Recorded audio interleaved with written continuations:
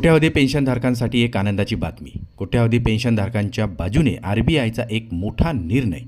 1 तारखेपासून नवीन नियम लागू होणार, तर सर्व बँकांनाही देण्यात आले आदेश.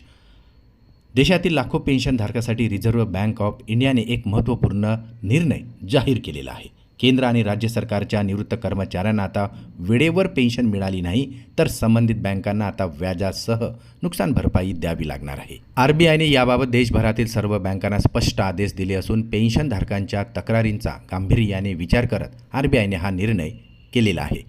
पेन्शनची रक्कम जमा केली नाही तर त्या रकमेवर आता पेन्शनधारकांना दरवर्षी 8% व्याजाने नुकसान भरपाई मिळेल आणि हे व्याज बँकांनी स्वतःहून आता पेन्शनधारकांच्या खात्यात जमा करणे अनिवार्य करण्यात आलेले आहे.